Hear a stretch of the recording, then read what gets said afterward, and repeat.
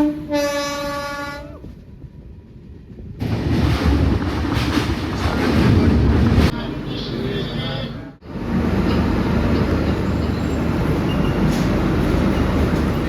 রয়েছি কলকাতা স্টেশনে। ইনফ্যাক্ট আমার ট্রেনের কোচের মধ্যে রয়েছি। ট্রেন নাম্বার হচ্ছে 12501 কলকাতা আগরতলা গরিবরথ এক্সপ্রেস, যেটা শুধুমাত্র রবিবার করে ছাড়ে। টাইম হচ্ছে রাত 9:45। ঠিক আছে, তো আমার গন্তব্য হচ্ছে এনজিপি। তো এই ট্রেনের জার্নি আমি একটু শেয়ার করব। তার অন্যতম বড় কারণ হচ্ছে আমি এর আগে আরেকটি ট্রেনে জার্নি করেছিলাম, গরিবরথ ছিল, সেটা বৃহস্পতিবার করে ছাড়ে, যেটা গুয়াহাটি যায়, যার নাম্বার হচ্ছে 12517। ঠিক আছে, তো সেই ট্রেনটা জার্নি করার সময় আমি অনেক কমেন্ট পেয়েছিলাম যে এই ট্রেনটা নাকি প্রচুর লেট করে বা সার্ভিস খুব একটা ভালো না। বাট ওই ট্রেনটার ক্ষেত্রেও একই কমেন্ট পেয়েছিলাম, কিন্তু আমার তো অভিজ্ঞতা খুব ভালো ছিল। তো আজকের এই ট্রেনটা জার্নি করছি, আপনাদের সাথে শেয়ার করবো যে এই ট্রেনটার টাইমিং থেকে শুরু করে এক্সপিরিয়েন্স কী থাকে, লাস্ট পর্যন্ত কী হয় সেটাই দেখানো আর কি, উদ্দেশ্য এটাই। ঠিক আছে, তো প্রথমে এই জায়গাটাই দেখিয়ে দিই। দেখতে পাচ্ছেন সামনে একটি মিরর রয়েছে, বেসিন রয়েছে, জল পড়ছে, তো পরিষ্কার পরিচ্ছন্নই রয়েছে। এবার কোচের মধ্যে যাই। তো এই হচ্ছে আমার সিট। আমরা তিনজন আছি, 75 রয়েছে, 73 রয়েছে, আর এদিকে 80 একজনের রয়েছে। তো যাই হোক, খোঁজটা একটু আপনাদের দেখিয়ে দিই। তো এখানে ব্ল্যাঙ্কেট দেওয়া রয়েছে, ওপরে রিডিং লাইট রয়েছে, এখানে রিডিং লাইট রয়েছে, এখানেও তাই। এখানে মোবাইল রাখার জন্য হোল্ডার রয়েছে, বোতলের জন্য হোল্ডার আছে, আর এগুলো তো পর্দা রয়েছেই। আর এদিকে যদি দেখাই, সাইড আপার সাইড লোয়ার যেরকম হয় থার্ড ইকোনমি ক্লাসে, ঠিক সেরকমই রয়েছে। তো এই হচ্ছে কোচ, থার্ড ইকোনমি ক্লাস যেরকম হয়। আর তার থেকে বড় কথা, বেশ মেনটেন করা হয়, পরিষ্কার পরিচ্ছন্ন, সেটা দেখে বোঝা যাচ্ছে। তো এই ট্রেনে আমি প্রথম জার্নি করছি, যেটা বৃহস্পতিবার ছাড়ে, যেটা বললাম সেটা আমি জার্নি করেছি, বাট এটা আমি প্রথম জার্নি করছি। এক্সপিরিয়েন্স কেমন থাকে সেটাই শেয়ার করবো, আর সেটাই হচ্ছে এই ভিডিওর উদ্দেশ্য। এসে গেছে, বলছিলাম আমাদের তিনজনের সিট রয়েছে, প্রদীপ এসে গেছে।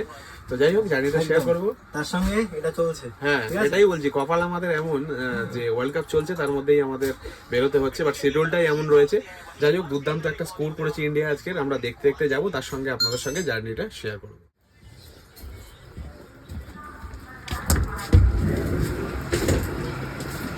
ওয়াশরুমটা একটু চেক করি। আমি চলে এসেছি আমাদের ট্রেনের ওয়াশরুমে। ওয়াশরুম অনেকে দেখাতে বারণ করেন, বাট যেটা আমার কাজ আর কি, বা যেটা মনে হয় দেখানো উচিত। দেখুন, পরিষ্কার থাকে প্রথম থেকেই, বাট কে কী করে, কোথা থেকে করে, সেটা আমাদের জানা নেই। মানে কিছু মানুষের জন্য এই জিনিসগুলো হয়, বাট আমার যেটা এক্সপিরিয়েন্স, ওয়াশরুমে এসে বেশ পরিষ্কার পরিচ্ছন্ন, কোনো স্মেল নেই, তো ঠিকঠাক। ঠিক আছে, দেখালাম না কিছু।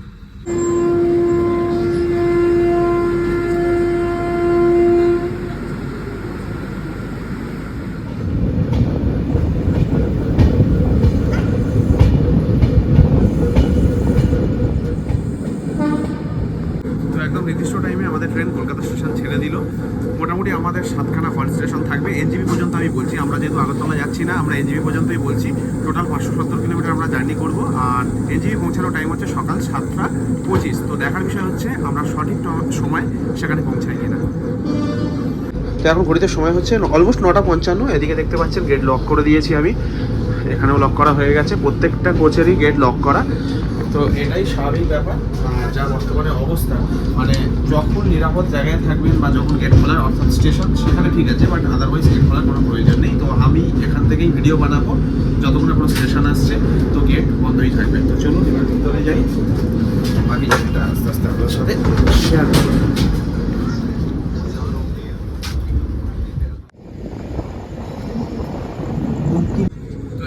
সময় হচ্ছে 10:26। আমরা স্কিপ করছি নৈহাটি জাংশন, দেখতেই পাচ্ছেন। একটা জিনিস মাথায় রাখবেন, নৈহাটিতে স্টপেজ নেই, আমরা ডিরেক্ট স্টপেজ পাবো হচ্ছে ব্যান্ডেলে। সেটাই হচ্ছে আমাদের এই জার্নির প্রথম স্টপেজ। সেখানে পৌঁছানোর টাইম হচ্ছে 10:54, 2 মিনিটের সেখানে হল্ট আছে। ঠিক আছে, এবার ব্যান্ডেলে পৌঁছে আমরা কিন্তু বড়বাজারের উপর দিয়ে যাবো না, আমরা যাবো কাটোয়া, আজিমগঞ্জ হয়ে এদিকে সোজাসুজি বেরিয়ে। ঠিক আছে, তো আপাতত আমরা স্কিপ করছি নৈহাটি জাংশন।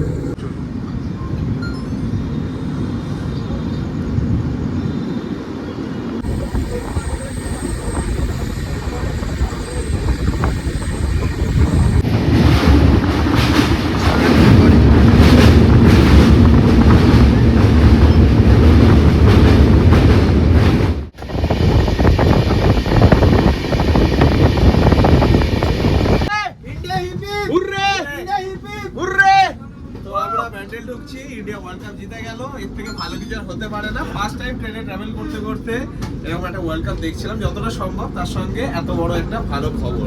যাই হোক, আমরা ঢুকছি ব্যান্ডেলে একদম নির্দিষ্ট টাইমেই ঢুকছি। তো এখানে 2 মিনিটের হল, চলুন দেখাই আপনাদের।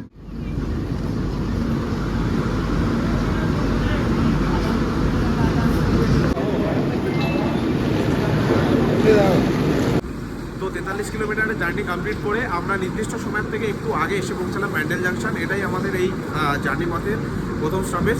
এরপরে আমরা চলে যাব নবদ্বীপ, কাটোয়া হয়ে, আজিমগঞ্জ হয়ে সোজা এনজিবির পথে। আস্তে আস্তে সমস্ত কিছু শেয়ার করবো। তো এখানে বিফোর টাইমেই আমরা এসে পৌঁছালাম।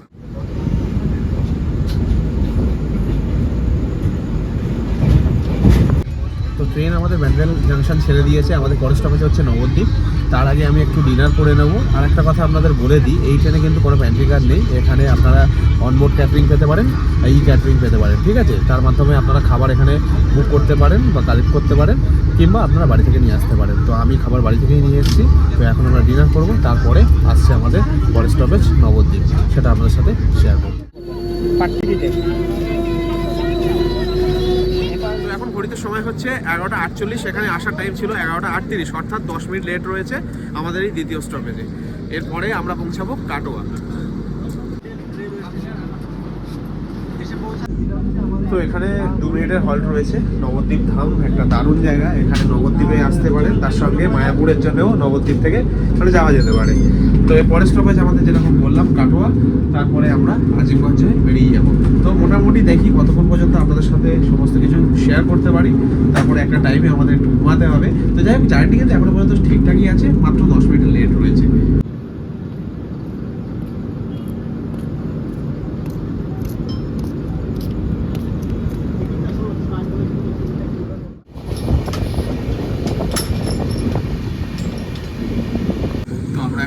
কাটোয়া জংশন, এখানে অরিজিনাল টাইম ছিল 12:18, 10 মিনিট লেটে আমরা কাটোয়া জংশন ঢুকছি। তো 5 মিনিট প্রথমে লেট ছিল, এখন সেটা 10 মিনিটে দাঁড়িয়েছে। এখানে 2 মিনিটের হল্ট। চলুন স্টেশনটা আপনাদের দেখাই।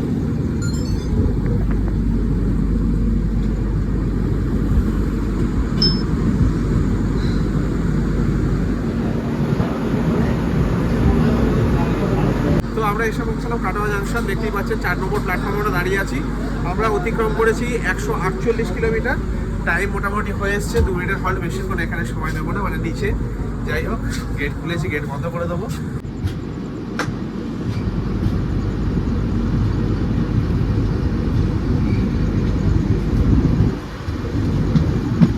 কাটোয়া জাংশন ছেড়ে বেরিয়ে যাচ্ছি। এখানে 10 মিনিট লেটে এসেছিল, আর আমরা 148 কিলোমিটার মতো রাস্তা অতিক্রম করে ফেলেছি। পরের স্টপেজ হচ্ছে আজিমগঞ্জ জাংশন, সেটা 1টার পরে। তো আমরা সেটা কভার করছি না, একেবারে আপনাদের সাথে ডিরেক্ট দেখা হচ্ছে কালকে সকালে। আর যেটা বড় প্রশ্ন, যেটা দিয়ে শুরু করেছিলাম, বা যে কমেন্টটা আমি আগে পেয়েছিলাম মুন্ডপ গরিব রাতের সময়, যে ডেটা খুব লেট করে, সেই প্রশ্নের উত্তরটা কালকে সকালে গিয়ে আমরা পাবো। তো আপাতত গুড নাইট বলছি, দেখা হচ্ছে কালকে সকালে।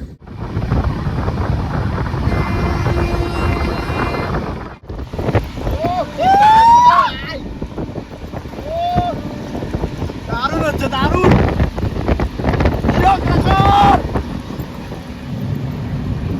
এই জিনিসগুলো ভাই সেরা সেরা, বলবো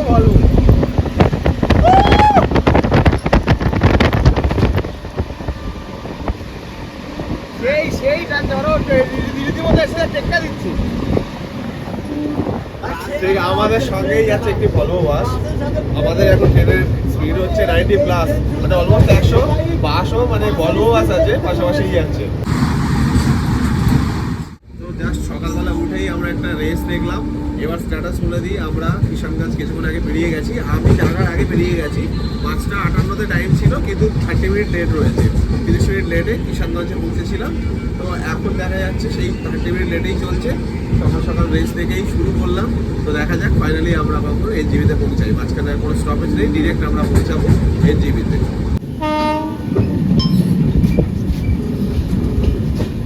ওয়াপ 7 লোকোমোটিভের সাথে আসে অবোধ আসাম এক্সপ্রেস।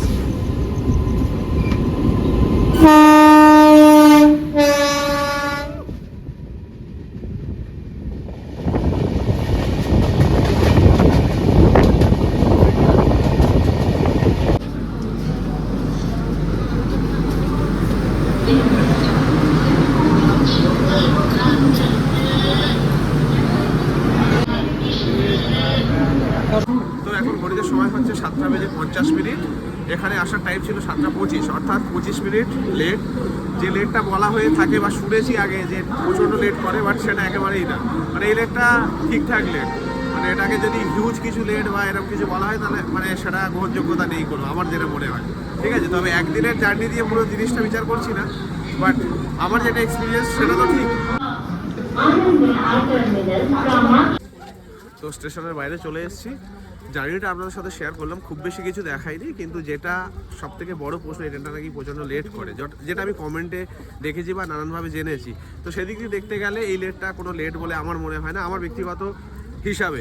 তো যাই হোক, মোটামুটি জার্নিটা শেয়ার করলাম আপনাদের সঙ্গে। কেমন লাগলো অবশ্যই সেটা কমেন্টে জানাতে ভুলবেন না। ভালো থাকবেন সবাই, দেখা হচ্ছে পরের ভিডিওতে।